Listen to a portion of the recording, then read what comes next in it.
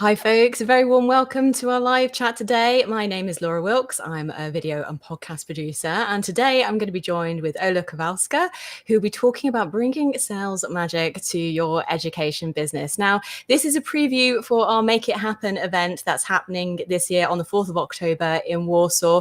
We're going to be obviously talking about that and how you can be on the wait list and grab tickets. So let's get into it and talk about Ola's special topic that she's picked for Make It Happen, and that is obviously bringing sales magic to your business. Hi, Ola. Hi, Laura. I'm so excited about this. Not only about the topic, but also about our event, like everything.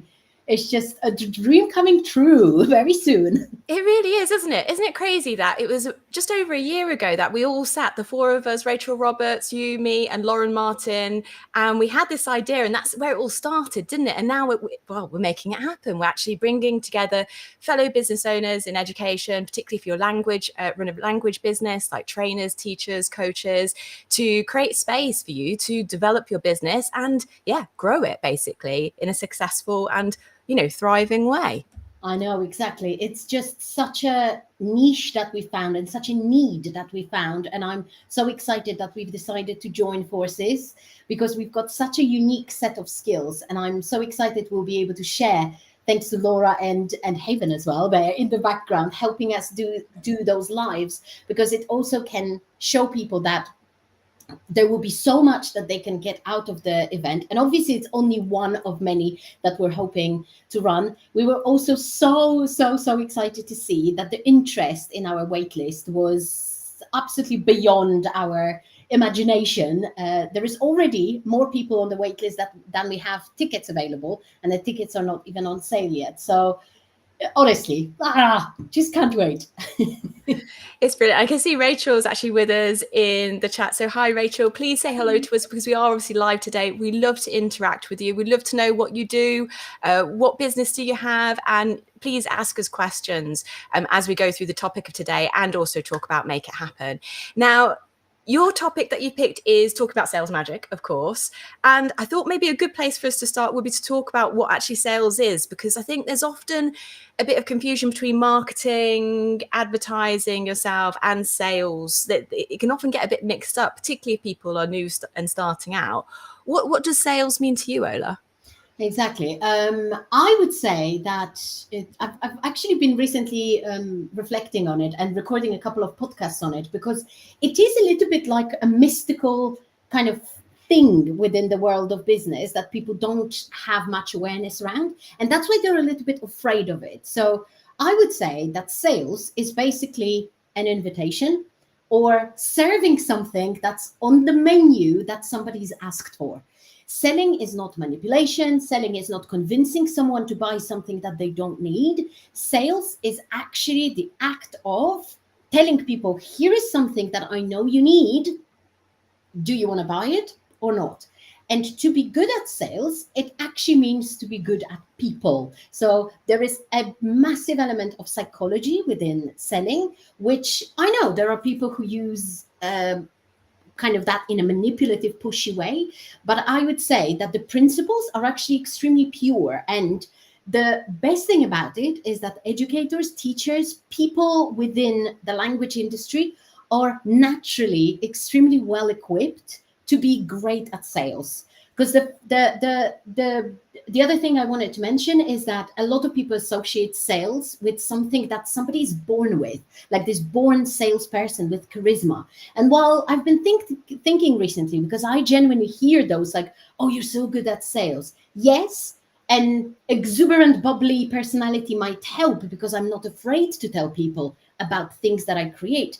But it's only a little tiny part of what actually sales is, because you can definitely be whoever you are, but create something good, tell people about it in a way that serves you and feels natural to you, and be effective at sales. So I would say that's what it is. It's an invitation, and it's a way of telling people, here is something I've got, and making it available for them to buy. Today, because I think there could be this misconception that sales must equal closing, and that's what sales looks like, is having those closing conversations rather than what you just painted there, those interactions and invitations to what you offer and whether people are interested. We encounter this every day. So I was in a restaurant the other day and the waiter told me about the specials that were on the offer that I actually didn't know about, and I was delighted when he did tell me about it. That's an example, right? That kind of social interaction. Exactly. Hey, we have this. Did you know about this? Did you Exactly. take part in this?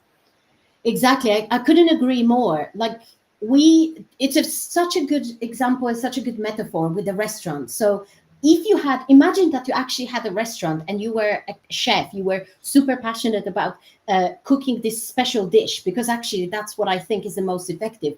When you become known for cooking a very specific dish for very specific people. So it's not going to be for everybody. Like, for example, I'm not a fan of fish, so I don't go to fish restaurants, but I very happily go to Mexican restaurants with Mexican food, because those chefs offer something that is good for my taste. So marketing the restaurant would be letting me know that this particular restaurant serves Mexican food, so you're going to find what you're looking for there. And sales happen when those people enter the door. So they are already there. Sales doesn't happen when you shout to everybody that, hey, buy my food, because that's not exactly, that's when it feels a little bit pushy and manipulative and like a massive effort. It's so much easier when you create connection with someone, or when you build that trust, when somebody is already within your restaurant and you make an offer to them. So would you like to see our special offers menu? Would you like to buy 2 for 1? Would you like to, whatever that offer is, right? We can use, there are tons of techniques around that, but yeah, it's such a good metaphor. I love that. I think when people start to think about it, when you think about all these interactions you have on a day-to-day basis, sales is all around us, and it's not in that sleazy or pushy way. It doesn't have to be. I mean, of course, I think we've all been burned by those kind of techniques, and that's probably what breeds a bit of mistrust when we think about sales for some people. But there is just a natural kind of conversations that are happening in day-to-day scenarios in the restaurant or food places are a great example of one of them. You know, when you think about the work you do with your clients in helping them build their business, what would you say are some of the things they really struggle with, or some patterns that you notice when it comes to sales? You already mentioned like this perception of like maybe being a certain persona, like having to be quite an exuberant personality. Maybe they have that perception they have to be something that they're not to sell successfully. Are there any others that come to mind? Yes, I would say that all of it comes down to about 3 main problems, let's say misconceptions. Number one is usually clarity. So we are not, number one, you don't have to be a natural born seller, although we persuade people to do things that we want them to do every day. If you're a parent, you know what I'm talking about. But also it's not something that you have to be born with, because sales skills can be something that is developed. So awareness around that. Another thing is awareness around how business actually works. So lack of clarity around what your offer is and the vagueness of your offer leads to people being very, very inconsistent and scared of selling because they don't know what to say. So lack of clarity creates that, oh yeah, I need to be consistent, I need to say something. But actually this leads to not knowing what to say in your content, not knowing how to actually make those invitations. Because if you're not clear around your offer, you are not going to be able to sell it effectively. So clarity is extremely important. The second thing is knowing that second thing that I said, that sales is actually knowing humans. And in order for sales to happen, I always like to give so there is another metaphor coming. I like to show my clients that a sales process, so leading somebody to be able to make a purchasing decision, it's basically like building a relationship with them. You're not going to propose to someone on your first date. So first you need to see them, then you need to start dating them, then maybe there needs to be few more dates, then maybe a kiss at some point, whatever that means in this context, maybe them signing up to your list. Mm-hmm. Then they need to kind of consider you as marriage material or somebody they in this context want to invest in, right? And only then you can make an invitation for them to buy something from you. So it's actually a very natural process that, again, educators are so good at. We're so good at creating rapport. We're so good at understanding humans, helping them learn the skills that they need. It all is actually natural, but we need to start translating it onto the world of sales. And finally, the third point is that self-belief and believing that sales is not something sleazy or manipulative. It's just a skill, and it's actually, when it's done well, it's serving people. It's like with that chef who's cooked something amazing and is now sharing it with the people who want to eat it. If you've created something amazing and you're not selling it, then you're doing yourself and that audience a disservice. Okay? It's obvious that some people will not want it. So stop focusing on the people that don't want it. So don't sell me fish if I don't like fish, basically. Focus on the people who actually want your stuff. And at the beginning, especially, it's hard to believe that there will be people who want your stuff. But that's why there are things like market research, there are things like experimentation with offers. But all of it is related. And I would say these are the three main things that people need to get down to become more effective at selling, because everybody can learn how to be a sales magician without changing who they are, if they get a bit more clarity and focus on the fact that it's actually helping somebody. That's brilliant, Ola. I think all those things also tie into what Rachel, Lauren, and myself will be talking about as well, both at Make It Happen, and also we're giving previews in the live as well. So that first point you mentioned about clarity about what your offer is, and having clarity on your messaging as well. So Rachel Roberts is going to be talking about that, designing an offer this week, actually, on the 2nd of August, which is Friday, she says, looking swiftly at her notes. So if you haven't signed up for that LinkedIn Live, do so now. You can see those invitations obviously on LinkedIn. And Lauren next week is talking about crafting your message, and I'll be talking about building content, or creating content, sorry, that builds that relationship that Ola you were just mentioning there. You don't just offer somebody or sell to somebody on that first interaction. You need to really build that relationship. So how can we do that through creating podcast videos and live streams like we're doing today with our audience? I would say it's lovely to have people with us watching live today. Please interact with us. We love to answer your questions. We love to hear your comments.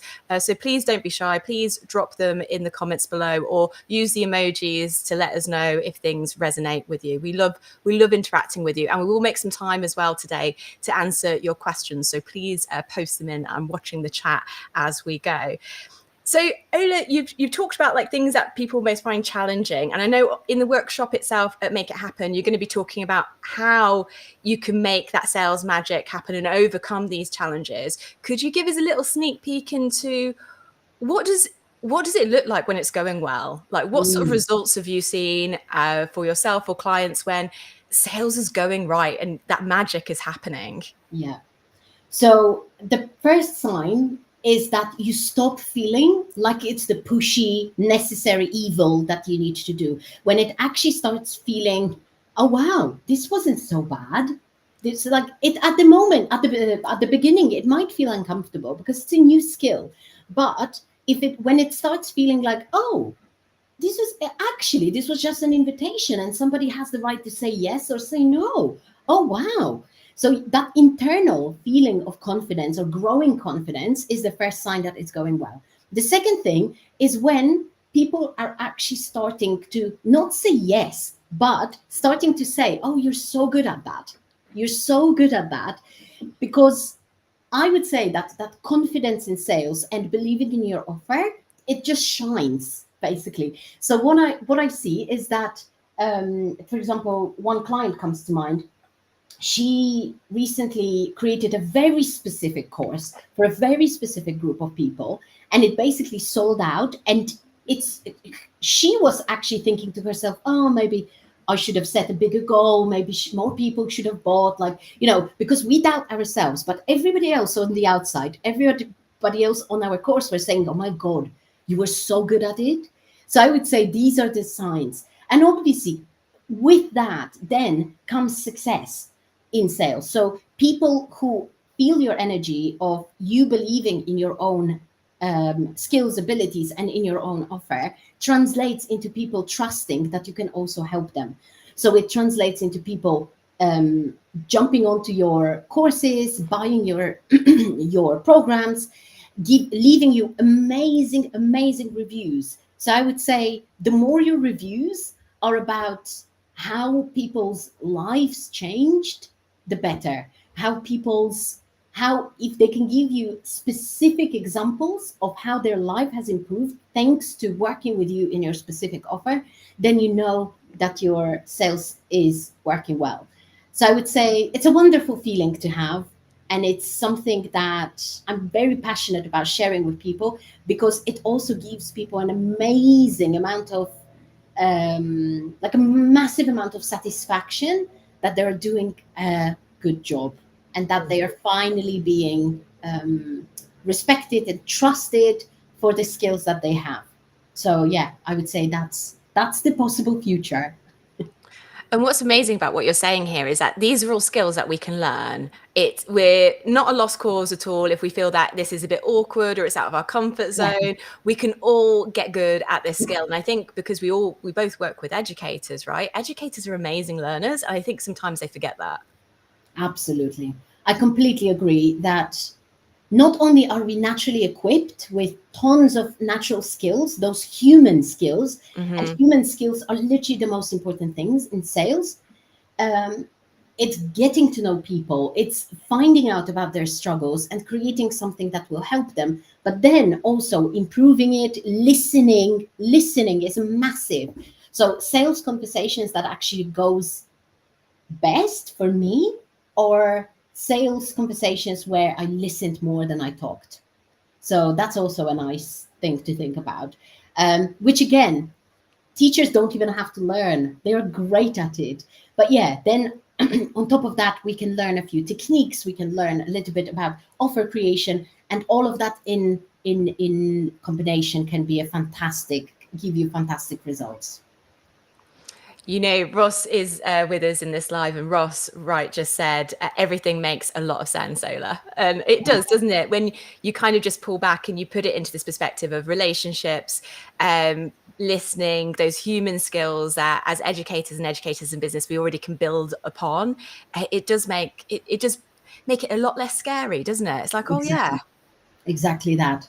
And it's like everything. I was just recording my podcast. I was telling you that I was recording my podcast this morning, and I was talking a lot about different skills. And people think that people confuse skills with hacks and gimmicks. Hacks and gimmicks are how to sell 7 secrets to selling your stuff. I hate that stuff, because actually what's more important is that you develop resilience and you start using your human skills to succeed in business. This is so much easier and more natural. And I think using your own resources that you already have in you from your previous career, from life in general, is so much more effective and satisfying as well. and results in being less scared of all of it. Mm-hmm.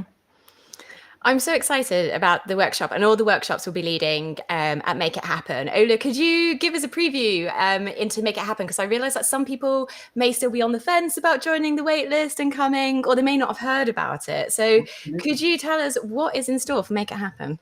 Oh my God. Make It Happen is the event of the year, literally happening on the 4th of October, 2024 in Warsaw, also known as my hometown in Poland. We are running a full day event that's not another academic conference. It's an event for people in languages, teachers, trainers, material writers, whoever you are in the world of languages, but also have a business and want to develop that business. It's a great event for you. It's going to be 4 workshops run by myself, Laura, Rachel, and Lauren. And it's going to help you make it happen, basically. I know this name is just amazing. What's happening at the moment is that we are running a sign-ups to the waitlist. The link is already in the chat, but also as a little link running at the bottom of this screen. I hope you can see it. And the most important thing to know is that we are releasing the ticket to the waitlist first. We already have more people on the waitlist than there are tickets available. So if I were you, and if that sounded amazing, and it does sound amazing, I know, I would sign myself up to that waitlist, because that's probably your best chance of getting the ticket. They will be available obviously later, but we are expecting to sell out quick. So that's it. Is there anything else that they need to know at this stage? No, I think that's absolutely brilliant. And like you said, the link to get onto the waitlist is obviously on screen now, but I did drop it in the chat earlier on LinkedIn. So if you're just scrolling through the chat, the comments, you'll find that link further up. So you can just click on that and join the waitlist, so you can be the first to know about when tickets go live. And like Ola said, we do have more people on the wait list now than we do have seats. So you can really take advantage not only of the early bird rates, but also the fact that this is a limited event. While Ola was talking as well, you would have seen previews of the next lives that are happening. So if you're still thinking, I'm not sure, I want to get a bit more insight, or if you've already signed up and you're wanting to warm up for Make It Happen, then be sure to join our live chats that are happening all this week. So this week, and I should say, and the following weeks. So we've got Rachel Roberts talking about designing an offer that your clients love, happening on Friday at 2 p.m. Central European time. That's 1 p.m. for those folks who are in the UK. And on the 5th of August, we've got Lauren Martin talking about crafting messaging that sells. And I haven't got it up yet on LinkedIn, but I promise you I will, so you can attend the event. On the 9th of August, I'm talking to Lauren. She's going to interview me about content that builds your brand. So come along to those, ask us your questions, start warming up and making the most of these interactions so you can get the most for your business. And before we wrap up today, you have one last chance to ask us questions. And I can see, I love the comments, by the way. Thank you so much, Ross, Rachel, Andrea, for adding comments in the chat. It's so lovely to have you here with us. So Andrea was saying it's all about how we can help and improve people's journeys. Absolutely. I love that, Andrea. And Adrienne Hughes is with us as well. Oh, she's got a question for you. Are you ready? Yes. So Adrienne asks, what is the best way of making new connections so you can start to build relationships? I love that question. Thank you, Adrienne. That question. I think it's great. So I would say that whatever your natural way of making connections with people feels like the right thing to do is probably going to work in business as well. There are a lot of people who, for example, promote cold messaging and creating conversations like that. It may work for some. To me, it feels a little bit dishonest, and like, it's not really always just a by the way conversation. It usually has an agenda, so that's why it doesn't really feel good to me. But I would say that the first step is creating content that allows people to react to it, so that it creates conversation with you.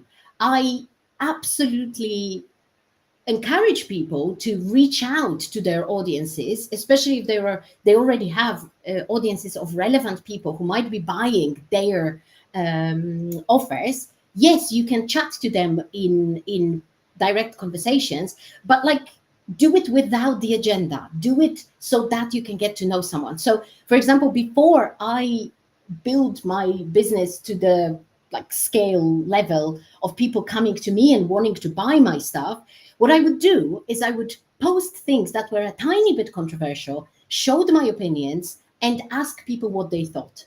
So people would then message me, and then we would have a conversation about it. So there were conversations about native speakerism, on things that were like, I knew that people would react to it. And sometimes they were related to the field. Sometimes they were related more to like life opinions. But I also think it's good to be opinionated in your business, because this way you attract people that you're more likely to get on with. So those people can react to you, so you don't have to make that first move. But, you know, I would say it's a great way to combine the two. So make people and invite people to make conversations with you, but by posting opinionated pieces of content, and create conversations, but without an agenda. And obviously invite people to your email list as soon as possible, because that's a great way. We underestimate the role that lurkers play in our businesses. I would say that lurkers are my biggest buyers. Usually people who interact with me are not necessarily the ones who end up buying, especially not the people who just like my stuff, my content.